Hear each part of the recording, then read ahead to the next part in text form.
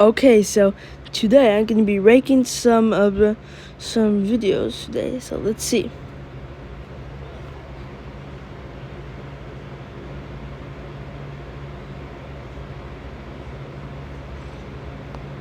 Let's put that one. If you poke a square hole in a piece of paper and hold it close to a wall, you'll get a square of light and a crisp shadow. But if you pull it away, the square will slowly turn into a circle. And this is because the sun sends out rays of light, which come from every part of its round surface. When they hit the hole and come out the other side, those same rays hit the wall in the same shape as their source, making a circle of light just like the sun. And this is why the gaps between the leaves on a tree project tiny circles onto the ground.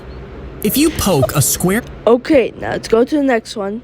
Back in the day, Earth's land looked like this, and running through it was a massive mountain range stretching across. But over time, the land began to pull apart, and it split this mountain range across different continents, which is why if you stand in Kentucky in the Appalachian Mountains, some views can look surprisingly similar to the Scottish Highlands. During productions, some filmmakers have even used one location to fake the other, because they aren't just similar, they were once the same mountains. Back in the day. Okay, now do one more. Cut a stick of butter in half and poke a hole in the center if your power goes out. Then straighten out a paper clip and wrap a square of toilet paper around it. Push it in the hole and smear the top with butter. When you light it up, the paper clip keeps the wick up in the air, keeping the flame alive for longer. And as the butter keeps melting, it gets pulled up into the paper as extra fuel, giving you a candle that can last for hours. Cut a stick of butter. Okay, this was awesome. And I watched 30 acting films videos, and he has 27 million and 27.6 million subscribers. That was 3.5 thousand videos. Wow. Now up next is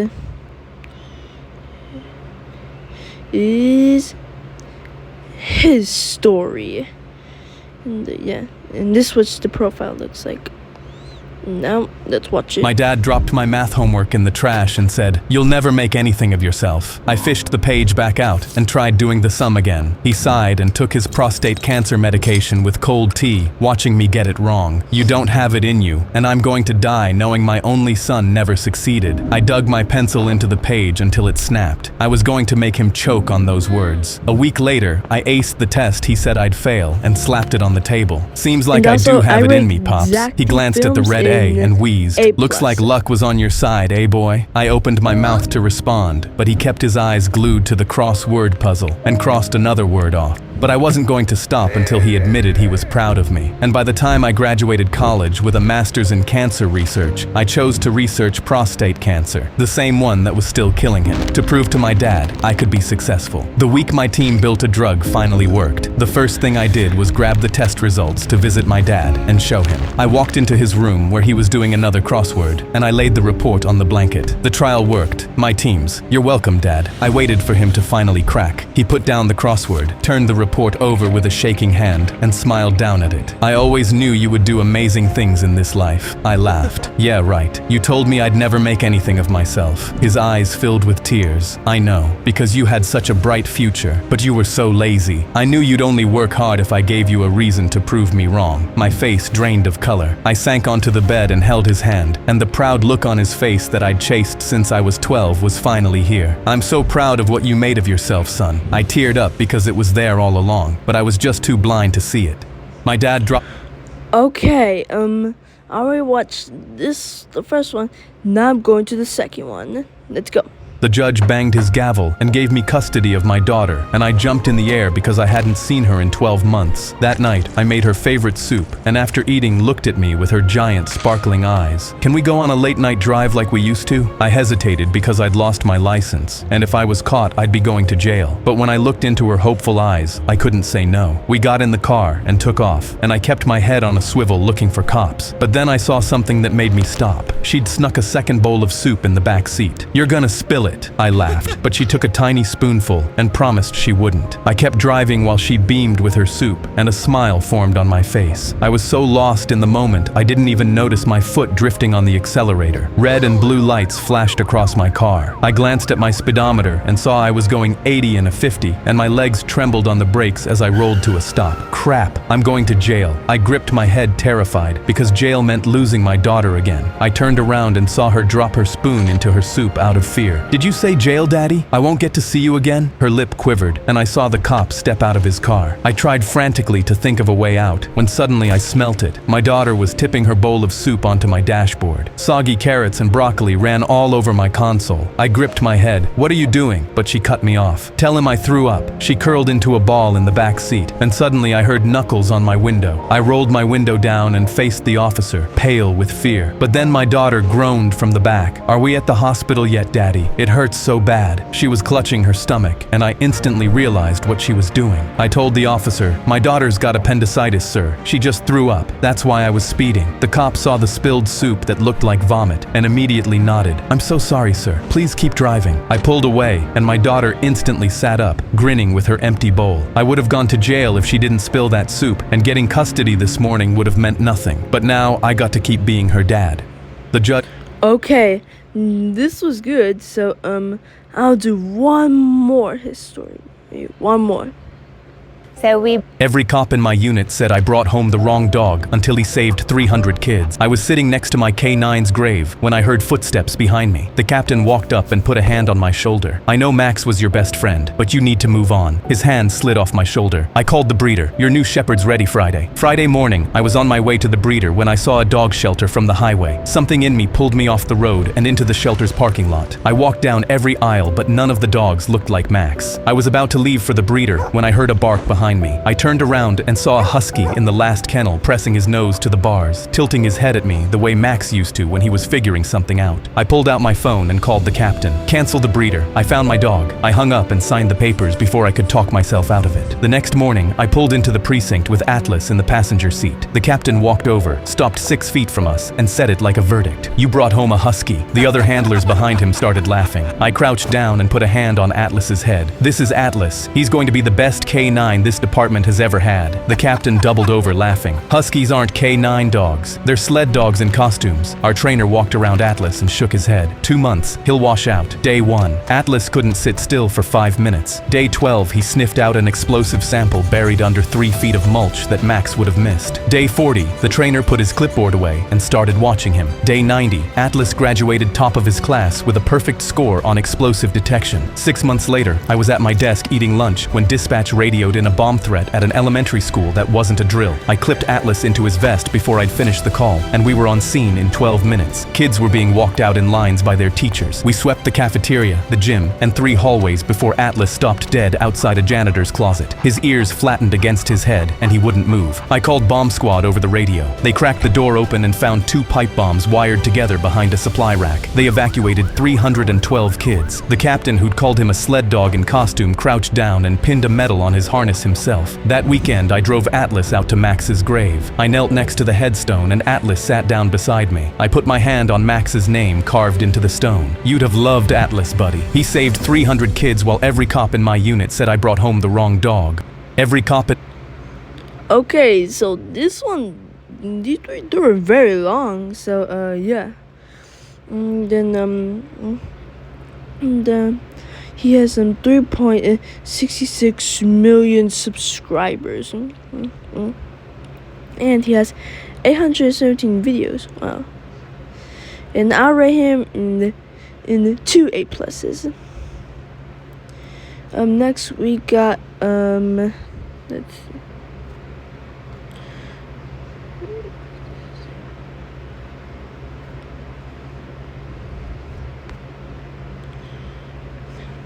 Next we got Zakti Films, and this is what the profile channel looks like. So we're gonna watch some shorts. If you accidentally lose a finger playing with your friend, put it in a bag of ice and rush to the hospital. You see, cold ice slows tissue damage and stops the bleeding, so the doctor can get your finger and add GoPro to it. Then he place it in your... If you accidentally... Okay, so this one was kind of intense, so let's go to the next one. When you scratch the mosquito bites, you smear the saliva on the tissues around, causing even more swelling. Moreover, you put bacteria into the open wound with your nails, causing serious infection. So next time you see a mosquito on your arm, you can simply take it and... When you scratch... Okay, so this one was kind of funny, so and it was kind of sad. So one more Zakti Films, one more. If you stomp on a spider, you might end up releasing a swarm of hundreds of babies all at once. Then they will gather in the shape of a swarm. If you stomp on a spider, you might end up releasing a swarm of hundreds of babies all at once. Then they will gather in the shape of a swarm. If you stomp on a... Okay, so this one was really funny. So he has 1.08 million subscribers, and he has 279 videos. So I'll write him in the C. Next we got the Outliners. And this is what the channel looks like, so let's watch it. Why would the people twirl two nuts in one hand throughout the day? Back in the days, ancient warriors would pick up two rough stones and twirl them constantly in order to build hand strength. Now, as the idea spread to scholars, they started using these textured walnuts and rubbing them for years or even decades. The oil from their hands would smooth the nuts and polish them like a red gemstone, increasing their value in the market. Why would the people... Okay, so this was kind of good, so let's go to the next one. As the German children slide the liquid inside the tube downwards, the lights would turn on, and as they swing it back, it would disconnect. You see, inside every switch was a tiny glass tube that was filled with mercury, and when the switch tilted, the mercury would slide across two metal contacts, completing the circuit, which fascinated the children as a toy of amusement. But even a single crack could result in the mercury leaking from the glass tube and spreading in the form of vapors, destroying the entire family from mercury poisoning. As the German children slide the liquid... Let's go next one more. If your friend throws you into an ocean, congratulations! You still have your pants on. Immediately start by removing your shoes. This will reduce the extra drag and help you feel lighter. Now, take your pants off and tie the legs tightly together. Then swing the waistband in the air to tap inside the pants and seal it shut. Within a short time, you will end up with a makeshift life tube, enough to keep you on the surface. If your friend throws you into an ocean... Okay, so this one was kind of good. So and then he has 1.84 million subscribers, and he has 834 videos. So I'll rate him a C+ this time. Next we got Nash Knows 3D. So let's watch that. If you're trapped in a deadly heat wave, your body could start shutting down before you even notice. You see, once your body gets hotter than it can cool itself, heat stroke can happen fast. Drink water, place a cold wet towel on your head and shoulders, and stay on the lowest floor. But if the power goes out, don't wait. Go somewhere with air conditioning, like a library or mall. Cooling down early can save your life.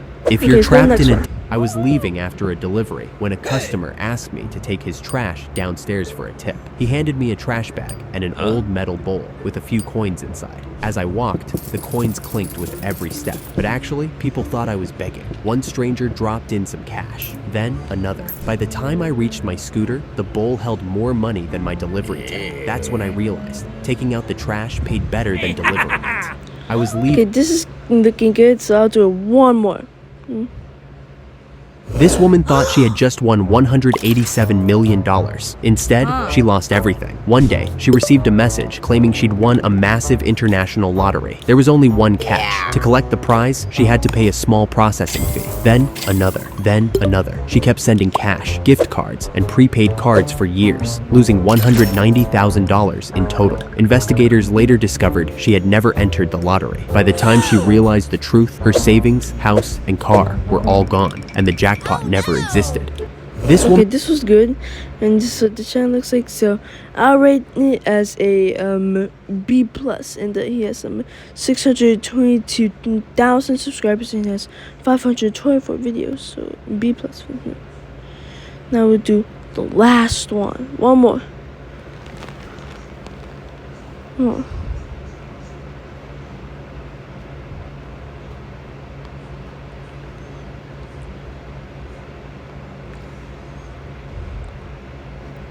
So this is what his channel profile looks like, and it's I can't read it, so watch it. How long would you survive if you bathed in these liquids? If you bathed in water below 32 degrees Fahrenheit, you could survive for less than 30 minutes before hypothermia shuts your body down. But if you tried to sit in lava, the extreme heat would cause catastrophic burns almost instantly. And the most dangerous one is hydrofluoric acid. The fumes alone can start destroying you before you even get close. How long would you... If someone suddenly finds a gold ring near you and asks if it's yours, don't answer too quickly. You might think you can simply say no, but they'll insist it's worth thousands of dollars. Then they'll offer to sell it to you for a tiny fraction of its value, making it seem like the deal of a lifetime. But the whole thing is a scam. They planted the ring there, and it's completely fake. If someone's... I swore I... If you're watching a football match and the ball suddenly flies towards you, how do you avoid getting hit? Most people try to catch it, but a professional...